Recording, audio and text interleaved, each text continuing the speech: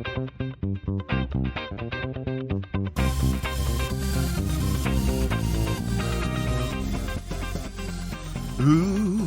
it's the Nimble Urban Survivor with your host, Nick Tally, and that's the guy that's singing this song. I don't know what that was there. That was like a modern, weird, new type of hipster jazz singing that I was doing. But hey, everybody, welcome to the Nimble Urban Survivor. I'm your host, Nick Tally. Great to have you here. Hope you're having a good day, good month, good year, good whatever. Today's topic is a submission from someone named Abby. And Abby writes, Nick, I love CostCo, but I hate Costco. I love going to Costco, but I also hate going to Costco.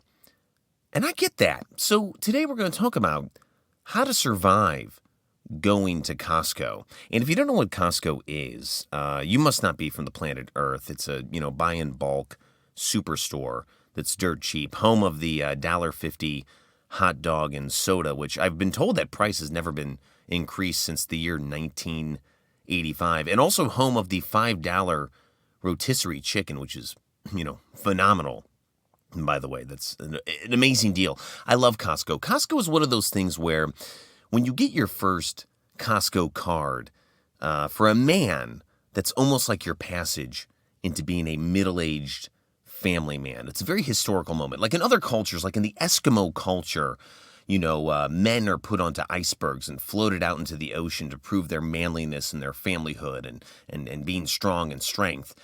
Here in the United States of America, for middle-aged dads such as myself, a key strong thing is you get your Costco card.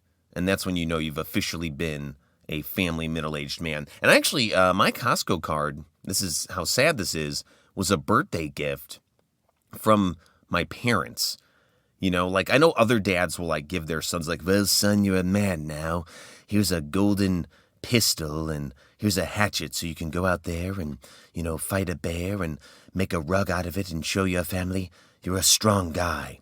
But in my family, my parents, my dad was like, son, here's your Costco gift card so you can go buy, 5 boxes of Lucky Charms. It expires in a year. After that, you're on your own. And that was my, my stepping into manhood was Costco. But I will say, is that Costco really is. It's like having an ex-girlfriend. You love them, but you hate going to see them. And I'll tell you why, because you guys know what it's like. If you go to Costco, it's always packed. The carts are like 10 feet wide, so it's like bumper cars. Also, they have flatbeds that you can use instead of a cart. Let me tell you something. If you have to use a flatbed to go shopping at literally a glorified grocery store, you might have an eating problem. Or maybe you're on one of those reality shows, My 10,000 Pound Life. Okay? But, that's Costco. But the deals are so good that you put up with everything. You put up with the fact that literally Costco is just like someone was like, well, what if we just took a empty, cold, dirty, dusty warehouse and we put a bunch of, pallets in it and we made it all dirt cheap. I mean, people aren't going to give a shit if they're going to a warehouse where we're going to have amazing deals. You can get 5 gallons of maple syrup for literally $1.50. And that's how Costco, I think, was created. But it's amazing.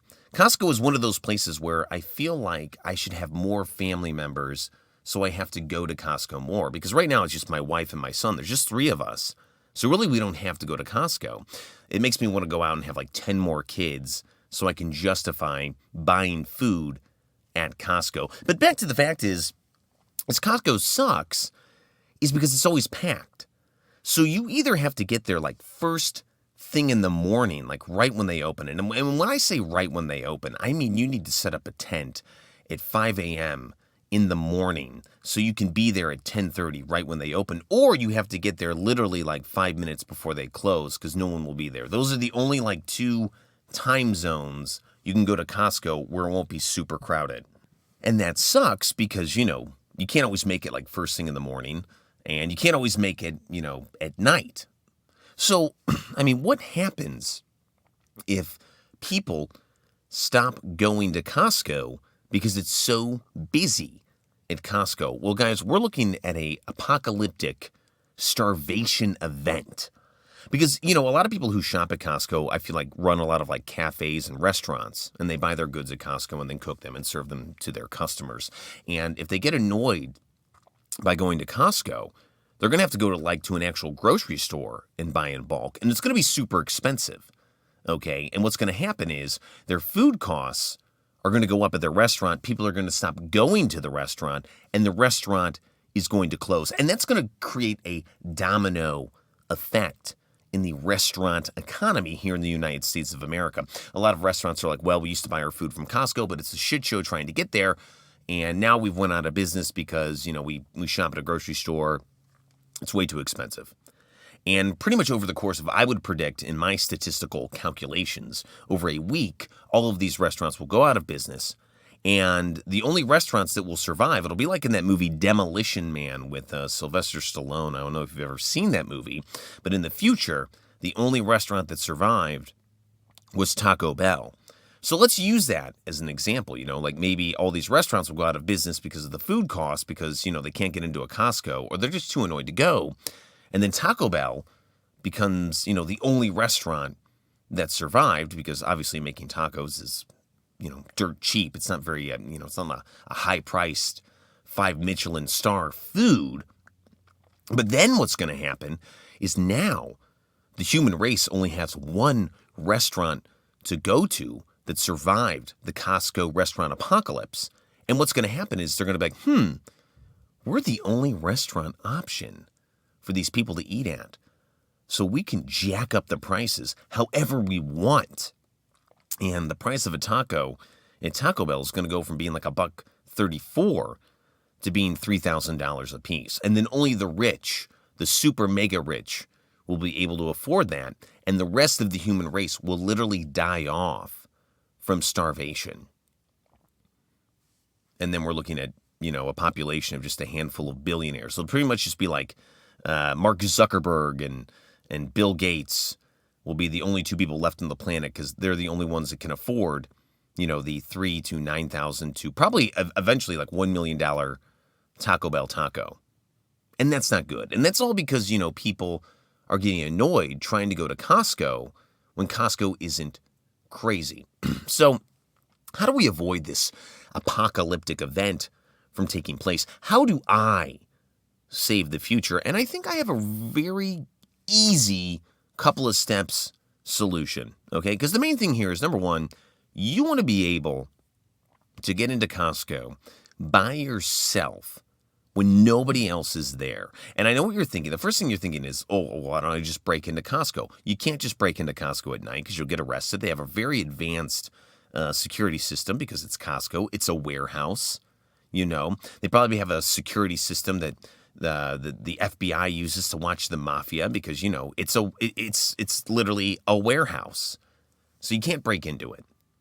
So what's the next best thing? Well, step one is you need to quit your job and you need to get a job at Costco. Okay. And I've actually heard, I've heard they've got like a really great, program. They pay good. I think they give you health benefits. There's no uniform. You just got to slap on, I think, just like a Costco vest. So not a bad thing. And I think when you apply for a job at Costco, I think the only real requirements is that A, you're a human, and B, you're a human. I think that's the only requirements. Also, just a quick fact, I'm not really sure. I cannot confirm or deny if you get like a discount or a free Costco, membership card for working at Costco. You're going to have to look that up yourself. But if you do, that's, that in itself might be worth the job. Which brings me to step 2. Is you're going to be working at Costco, doing your thing, being a good employee. But secretly, what you're going to want to do is you're going to want to be the employee who runs the forklift and, lifts the merchandise up into the high, dangerous Raptors. Okay. Which is really funny is that people are always like really comfortable shopping in a warehouse where one of those Raptors could just fall over and like 10,000 pounds of, laundry detergent could kill you. I love it's like, well, I know that, this pallet could fall on me and kill me, but I'm getting such a great deal on this Tide laundry detergent. Ooh, I'll take the risk. But you want to be the guy who puts those pallets up in the rafters. And I don't know how long it's going to take you. It might take you a week working there. It might take you a day. It might take you a year. I don't know.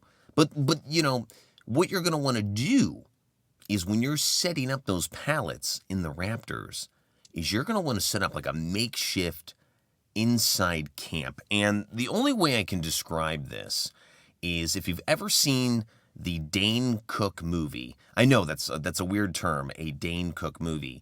Employee of the Month, where he works at a CostCo, he creates like a secret clubhouse thing in the pallets. So just to show that, because I can't really explain that over here, I would just go rent that movie and watch it, and you'll see what I'm talking about.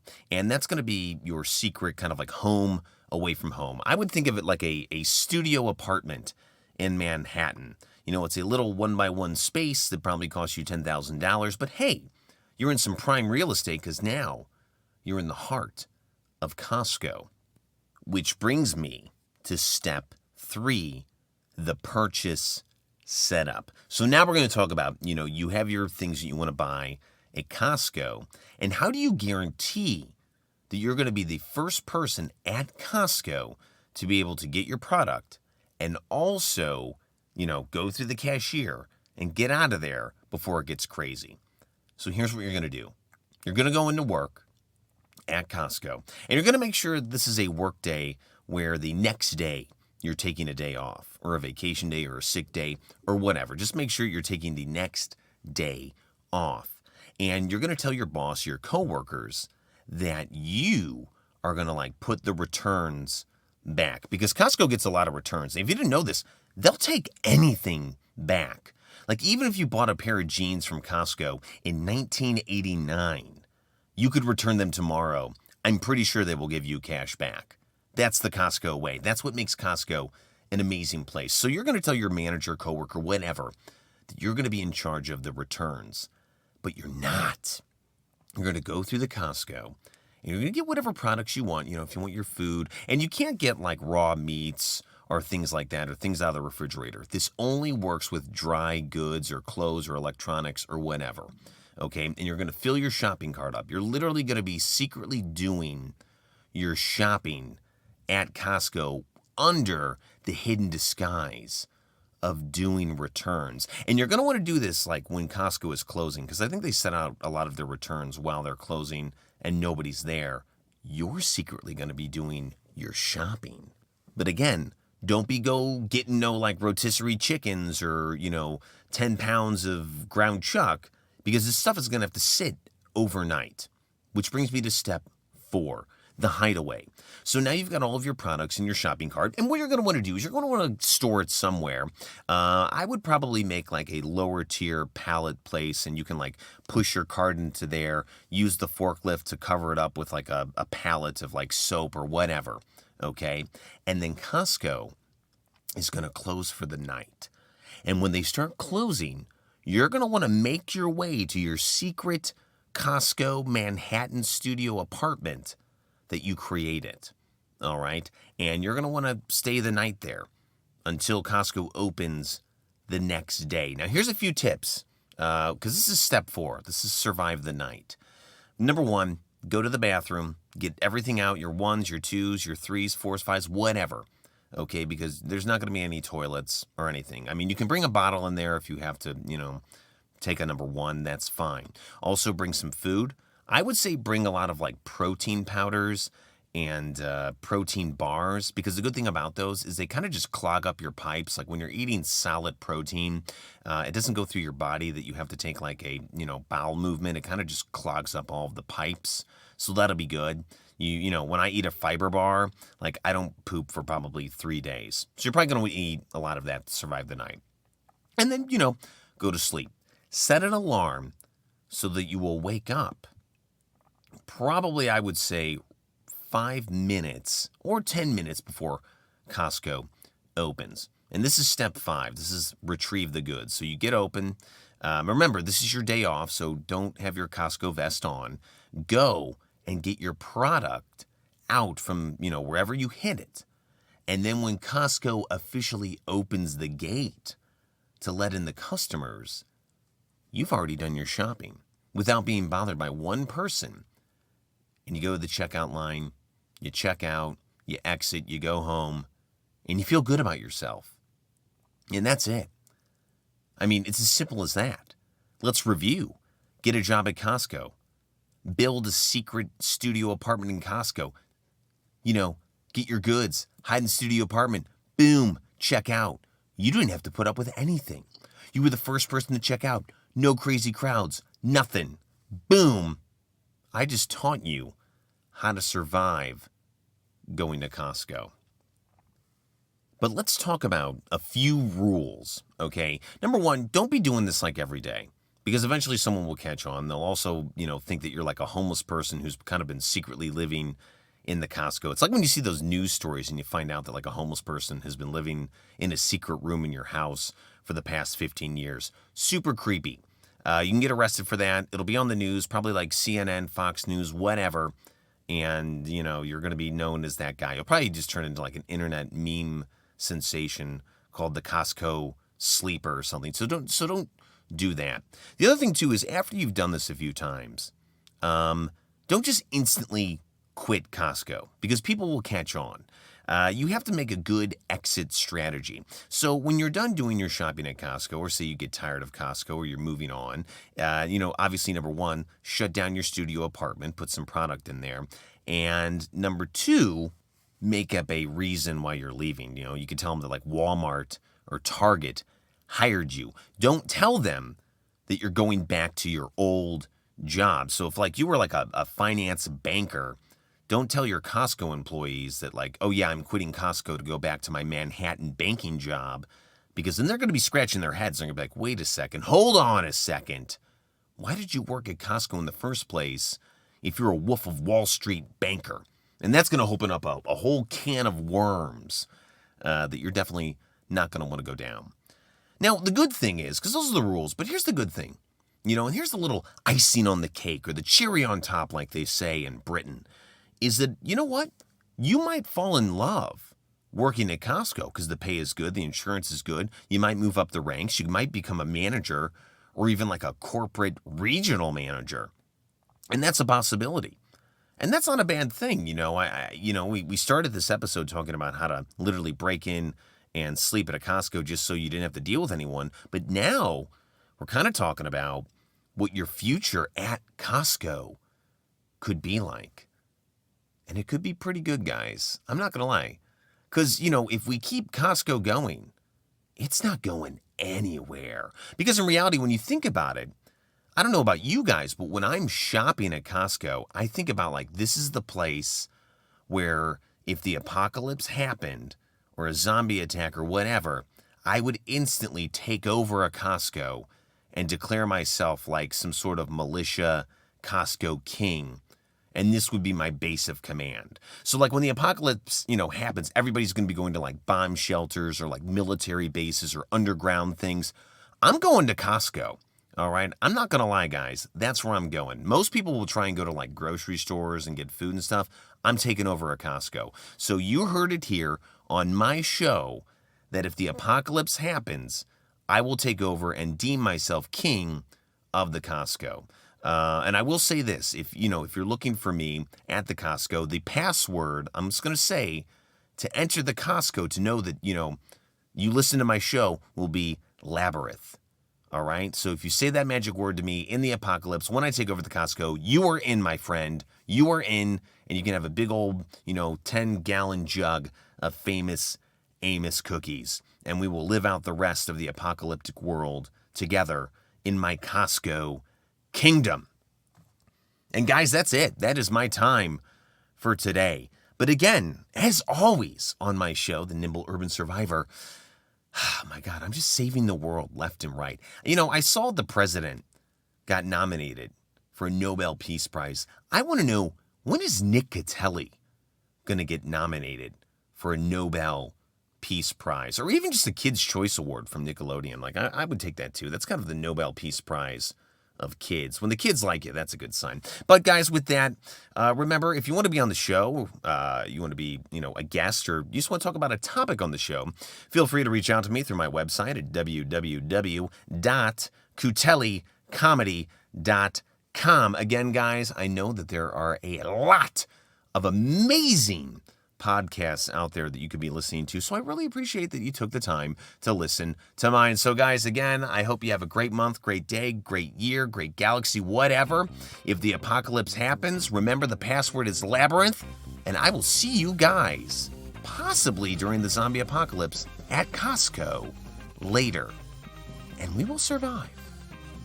Have a good night, everyone.